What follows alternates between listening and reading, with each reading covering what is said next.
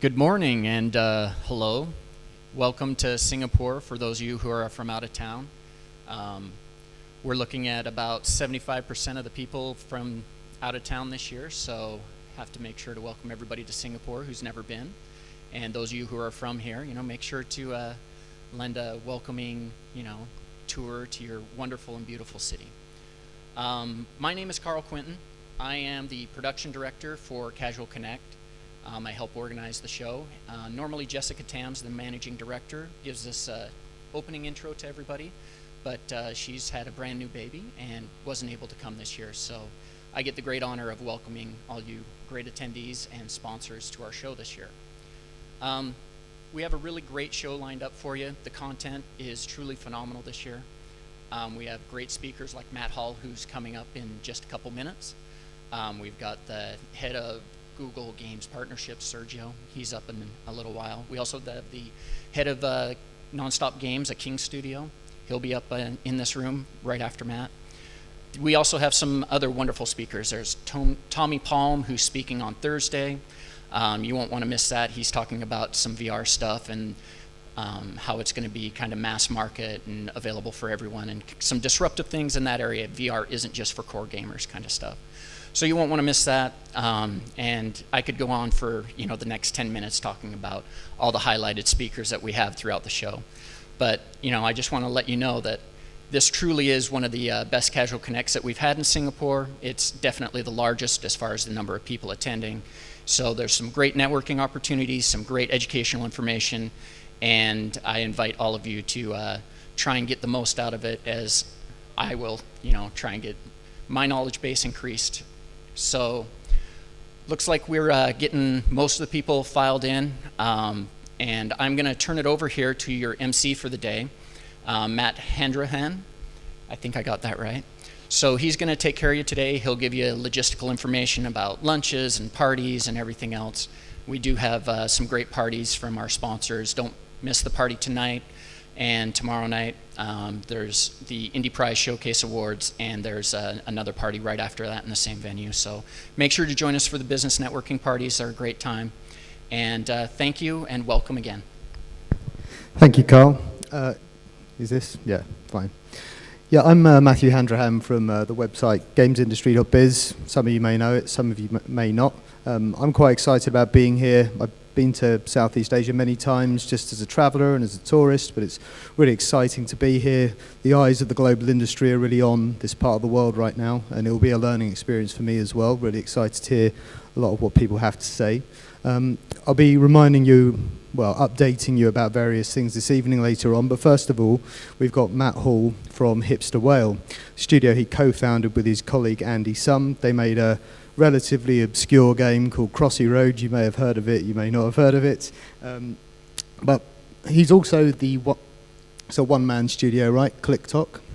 He's also had 3 number ones before that, which people don't maybe know as well. He's going to give a talk now about his process, about his strategy for building games to get to number one. He's given me an impression of it beforehand. It's a very interesting idea. It's really about targeting your game on a very personal level. So, Matt, if you'd like to begin. Hi, everyone. So the talk today is called Crossy Road, Something for Everyone. Matt told you a little bit about myself, but I'll go on a little bit more, just for a moment. So I went to the first Casual Connect Singapore, and I've been coming to Casual Connect for many years. My first one was back in 2009. And I've been in the games industry I've been making video games for 30 years, and I turned 40 in just a couple of weeks. So 3/4 of my life I've been doing this. This is the very first game I made on my Commodore 64 when I was 8 years old. I would like to think I've moved on a little bit, but it was cool. In 2001, I landed my first job at a company called Tantalus in Australia, and that was where I first started earning money from my hobby. And And in 2008, I went independent and formed the company called ClickTok, which I still operate today. And my most famous titles are Doodle Find, which was a big hit here in Singapore in particular, and also the Little Things series. And at ClickTok, I had 3 #1 games. And this, of course, is my latest game, Crossy Road. And it was developed in 12 weeks in conjunction with a Melbourne-based developer called Andy Sum. And we collaborated with Ben Weatherall for the art. And it was our modern take on a sort of a cross between Flappy Bird and Frogger was the directive. In the first 9 months, it was downloaded 50 million times and it had earned $10 million in that period. And it's just crossed 80 million downloads just the other day. So this talk covers 2 tracks, design and marketing. I think these 2 concepts actually can't be separated. When I design a game, I'm always thinking about the person who's the people who are going to play it, and of course, and vice versa. When people don't, when they're making a game and they don't think about the audience, you tend to get a very muddled product. So this talk, I'm going to start now. I'm going to talk about the technique I developed many years ago, and I still use it today. The technique essentially helps me create games outside of my comfort zone. I'll go into what that means in quite some detail. The technique has no better name, so I just call it the technique. I don't know if any other designers use something similar. This is all completely my own, something I've organically grown into. So I'm going to talk today about the technique and how I have both successfully and unsuccessfully applied it to my games. So it all began with Pony Friends back in 2007. This was my first and last game as a producer while at Tantalus. We started working on the title in around 2005, 2006 era, and the game was eventually released in 2007. Now, I wasn't the producer for the entire duration of this project. I started to have dreams / nightmares about horses and decided maybe I will maybe I'll leave the company. And that was a good enough reason to stop. The original idea was actually it came from Ian Livingston, who pitched to Tantalus the idea of Nintendogs with horses. And that was pretty much all we had to go on, was that line, and we developed it from there. So the early design of the game was quite rocky internally. We hadn't really worked on a horse game before. None of the programmers or designers were particularly interested in working on the title. But even then, as we were forming what the game could be, people were regularly coming up to me and asking questions like this. Like, why isn't equestrian in this game yet? And should we have a boy or a girl rider avatar? And how old is this game? And let's talk about the Pony Clubhouse. How fancy is it? Because, pony games are known for high society. They wanted things like dressage. They wanted people to yell at the horse to make it go faster. We're talking about steeplechase. Pretty much anything that a horse could do, people just asked me about it. And the reason for these barrage of questions is this is what competitors' games look like. They were really popular in Germany. They targeted high society, pony clubs.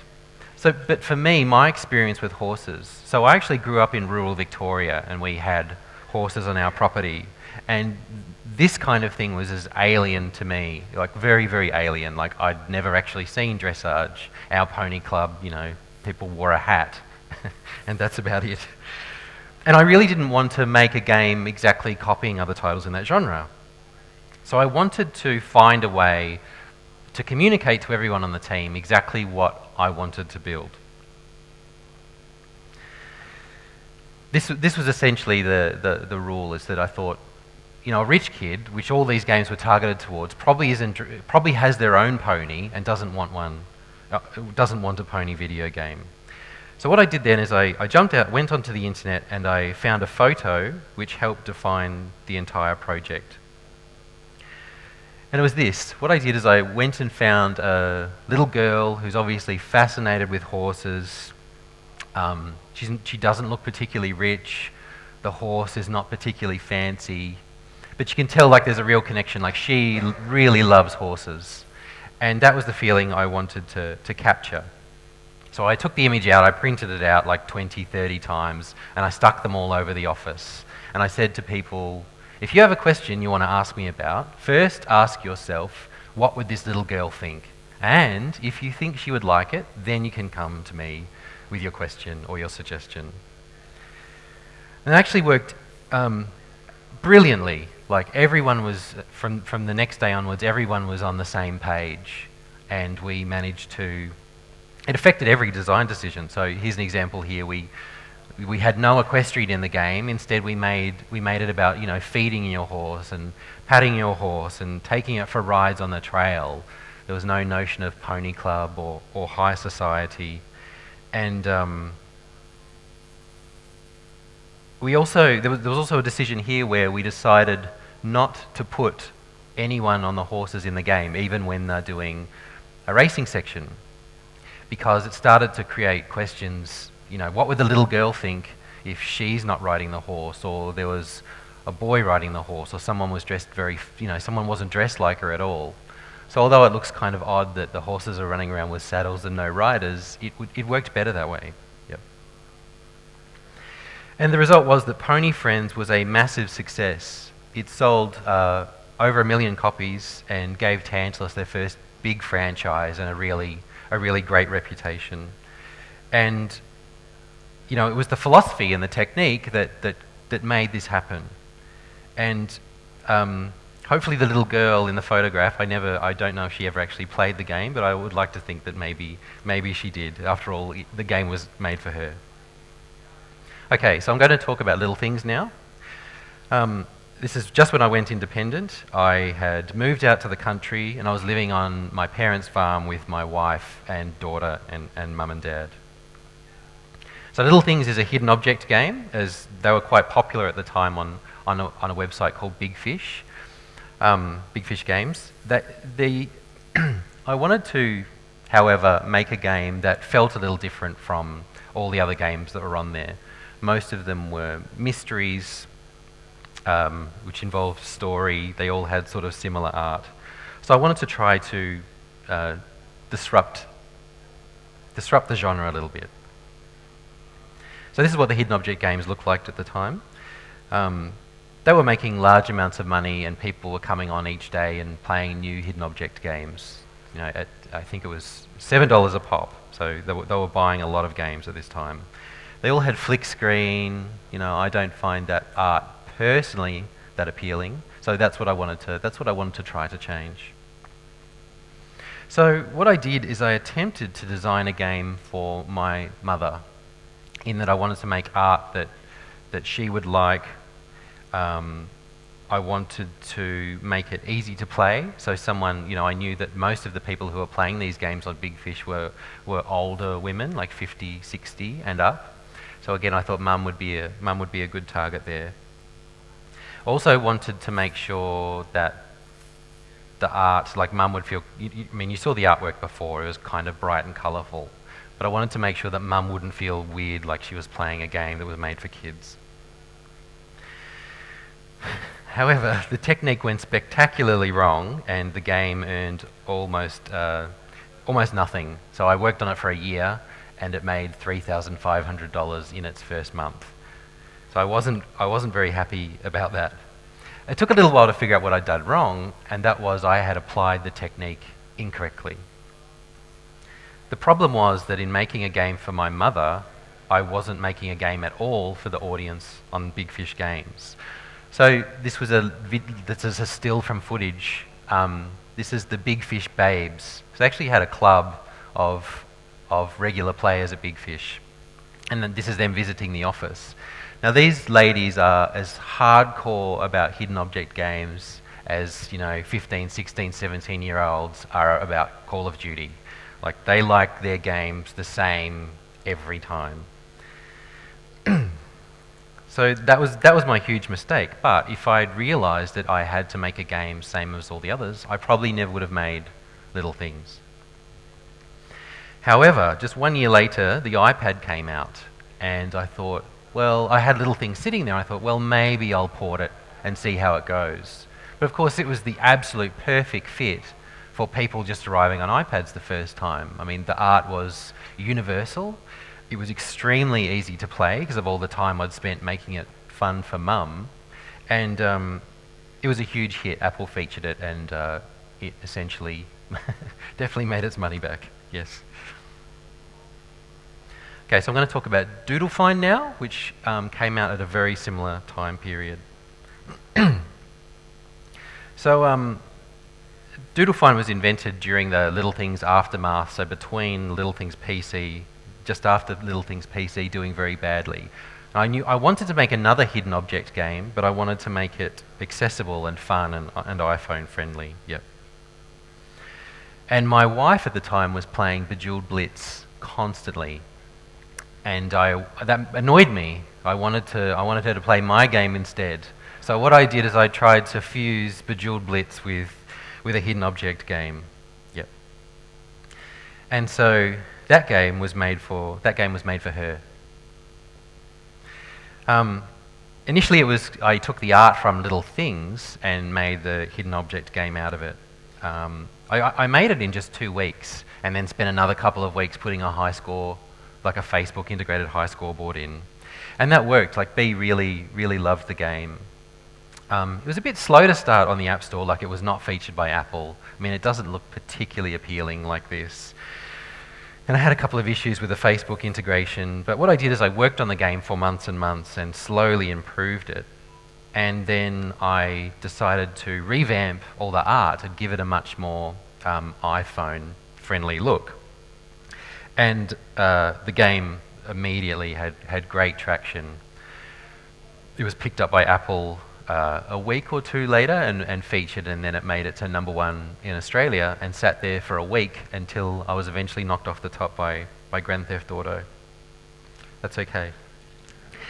The funny thing was, my wife eventually went back to Bejeweled Blitz, which that's okay though. You can't win them all. So you'll notice a bit of a pattern in the games I'm making. Like, every single one I've mentioned has been made for a female, a woman I know in my life, so to speak. And this is quite unusual. Like, I don't know how many of you all have looked at your Facebook stats if you're game developers, but you'll generally see numbers around 60, 70, 80% male. And the fact that mine skews completely the other way, I'm very proud of this fact. So I'm going to talk very quickly about deck war, which is another example of the technique gone wrong. So back in 2000 and the very first Casual Connect Singapore, there was all these talks from attendees by D and A and Gree, and saying just how much card collecting games were making. And they actually put an open call out to say, if anyone can make this sort of game, come see us, we'll definitely publish your game. And so deck war was my way of making this sort of game. Like, I really was fascinated by Magic the Gathering when I was in university, but I found it very difficult to play because I never really felt connected with the game. Like, you're not really a wizard, you're actually just sitting there playing a card game with a bunch of nerds. And so what I wanted to do was try and make Magic the Gathering far more accessible. So what you do in Deck War is you throw a card out into the world, and then the creatures fly out of it, and then they do battle. So this game I was designing for 2 people. So that's my daughter Holly on the right, who really loves collecting and Pokemon and those sort of things. And the guy on the left is Nick Sutner, who is a hardcore collectible card game person that I know. I thought maybe I could make a game that appeals to these 2 people. Yep. And that worked really well, like with regard to game balancing and always ensuring that the art was fun and happy. And my daughter absolutely loved the game. She was really excited by it, and every time I put a new character into the game, she couldn't wait to play it. But as development dragged on, I started to look into monetization and paid more attention to the games from DNA and Gree that had kicked off the idea. The problem was that, what they look for in collectible card games, I did not have in Deck War. So, like, the third target, I was trying to make a game for all of Japan, as well as Nick Sutner and my daughter. And what happened is I could no longer resolve the design decisions, because something I would make to appeal to people who play Puzzle and Dragons was definitely not going to appeal to Nick. And what that did is it completely destroyed the design of the project, and I wasn't able to reconcile this. And so Deck War is currently sleeping. I have had a little bit of time. I'm really looking forward to getting back to finishing it. I've actually got some really good ideas, and I think I know now how to reconcile these differences. But the issue is, of course, things are rather busy at the moment with Crossy Road. Yep. So, has everyone played Crossy Road? Has anyone not played Crossy Road? Okay, very few. That's good, that's good. It's actually been played by 1 in 10 people in the USA, UK and Australia. It's been doing really well, and in fact in Q1 of this year we were the most played game in the UK for that 3-month period, more so than Clash of Clans and Candy Crush. This is a new character called Michael Boom, where planes fly over, he drops bombs, everything explodes. A little bit of a Michael Bay fan, maybe. The catalyst for making this game was actually Flappy Bird. We were really inspired by Dong's title, the fact it was so easy to play, and then it was a massive hit. It seems that other people were inspired by Flappy Bird also and approached it in kind of the wrong way, in my opinion. So, before we started Crossy Road, I knew I wanted to make a game that was going to appeal to someone. I didn't actually know anyone who played Flappy Bird a lot, but I wanted to imagine why. It was sort of one person in my mind, why were they playing Flappy Bird for so long? And so we basically copied little pieces of Flappy Bird. And this is sort of the major one, in that if all of you have played Flappy Bird, if you tap the screen once, you're going to die straight away. So we wanted to have that feeling in Crossy Road where it's a constantly dangerous place. We wanted to have a score system that could not be cheated with power-ups. Like if someone shows you a high score of 70 in Flappy Bird, like that was seriously impressive, like they were in the zone. And with Crossy Road, we wanted to have exactly that same feeling. If someone says to you, I got 500, like they are really good at that game. The other thing is we really wanted to make sure that people would share it. So Flappy Bird did so well on the fact it was sort of this ridiculous game, and everyone just wanted to share it with their friends because it was, so crap. Even though it was actually really good, people were sharing it because it wasn't, or they thought it wasn't. But we wanted to, we couldn't do that. We couldn't just make a crap game and hope people would share it. So what we did is we implemented memes and fun events and all these characters to get people to share the game. This is the Dogi character, which is based on a famous meme. And the moment we put this character into the game, we knew it was going to be a huge hit. Like I put it in the game, and I showed Andy, my business partner, and he was just in hysterics. And I immediately got the feeling, man, I really want to show people this screenshot, and that's when I knew the game was going to work. Yep. We also wanted to address some weaknesses with Crossy Road. So the first one was retention. Like Flappy Bird, you don't play very long. So we wanted to fix that up. By having all the characters in the game, people can play and play and play. They have a reason to play beyond just getting a high score. And Flappy Bird's ads weren't very strong. They had pretty much a banner at the bottom, and that was it. But there were stories going around that Dong was making $50,000 a day from ads. And I thought to myself, man, if he had done a better job with putting those ads in, you'd be in an even better position. And I found that quite motivating. So we were looking at Disco Zoo, which did a really great job at integrating a rewarded video.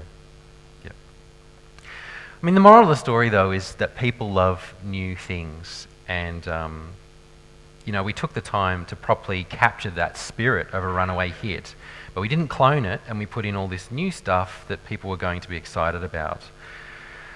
We also didn't play the standard free-to-play game. As I said, there's no save me button. You can't buy coin packs. You can only buy characters. And people responded to that really well. Like, I've often wondered if Crossy Road followed the standard free-to-play paradigms, would we actually have been a hit? Yeah. And I guess I'll never know without a time machine. So before I wrap up this talk, I want to talk briefly about, you know, a chosen person for a game. If you're all working on games, like, who is your game for? I have a bit of a reputation in Australia. People come to me and ask, "What do you think of our game?" And I will tell them what I think of it in as nice a way as possible. But I don't like to lie to people if their game isn't very good. But this question is the first thing I'll ask them: "Who's your game for?" And, you know, half the time at least, they have no idea. They can't answer that basic fundamental question. Yeah. So here's some examples of people you could make games for. So if you want to make an indie art game hit, this is Brandon Boyer. He's a brilliant critic, and he has a Vine account where he shares all sorts of really weird, freaky games. If you make a game that he'll like, you'll probably enter the indie elite. Anita Sarkeesian, obviously very famous in the press at the moment, making a game that she would like, you know, you would get all sorts of great positive attention. And of course, Steve Jobs, who was the originator of Breakout, was a notorious non-gamer. But I can guarantee you, if you think what would Steve Jobs like, you'll probably get featured by Apple when you eventually release your game. So this here is a quote from Nathan Vella. So when I formed ClickTalk, I actually had as the company manifesto, "I'm going to make games for everyone." And then one day I stumbled across this quote where he said, "If you're making a game for everyone, you're actually making a game for no one." I was like, man, he doesn't know what he's talking about. That is completely wrong. And then I started to think about it. A few minutes later, I was like, man, how could I have been so blind for so long? It's completely obvious that, you know, video games are so broad. You make a game for this person, that person is not going to like it. You make a game for, you know, the hardcore game audience, and most general people will reject it. It's actually a really, really important quote, and ever since I read it, I always keep that in mind. So in summary, the technique I've worked on works because it works really well for me, and I hope it would work well for other people using it. The main thing is when I'm making a game in this way, I don't have to think about philosophy or demographics or politics or competitor products. All I have to do is make the very best game I can for that one person. And if I can't do that, then I've failed. And that's the end of the talk. Thanks, everyone.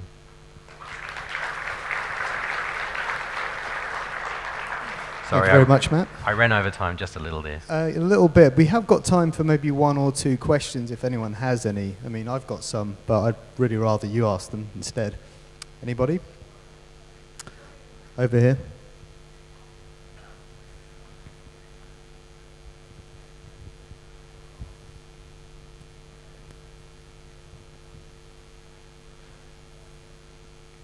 Hi.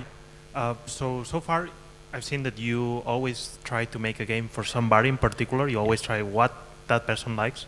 Do you have a thought in making a game that you would like to play? Appeal to me? Yeah. It's an excellent question. I actually have quite a bit of guilt around that, because if I make a game for, you know, up to this point, I've had to support my wife and my kids. Making a game that would appeal only to me would probably take a really long time, because I like quite detailed, interesting, like I'm a Dungeon Keeper fan, for example. If I made a game like that, it'd probably mean I wouldn't have enough money to eat. Now that Crossy Road's done well, I do hope to make a game for myself soon. Yeah. Any more questions? Well, I've got one I'd like Yep, to ask. sure. So, you talked a lot about art in Art, the talk. yeah. Changing the art for Doodle Find, changing the Yeah. art on the Big Fish game. Crossy Road has a very distinctive art style. How important is that in terms of creating these successful products? Yeah, it's absolutely imperative that the art is good. There's actually one of the other games I made called Zona I made it for an artist I really loved. And so what that did is it sent me down the rabbit hole of where did this artist come from, what does he like, what are his influences. And in doing that, I actually expanded myself as an artist. Up to Crossy Road, before Crossy Road, I'd made the art for all my games myself. But I've stepped away from it. A Deck War I didn't make, I should say that as well. That looks far better than I could actually draw. But for example, when I said make a game for Steve Jobs is very art directed. If you're not making a game that'll appeal to him visually, it doesn't matter whether it's fun or not, he won't play it. Yep. And further to your end point, I was actually present when Nathan Vella gave the talk from which that quote was taken. And Nathan Vella is he's really big on art. If you pay attention to Cappy's games, all of their games have very distinctive art styles. And he puts a lot of their success down to the choices they made in that exact area. I think that might be all we have time for, though. So big round of applause for Matt Hall, please. Thank you.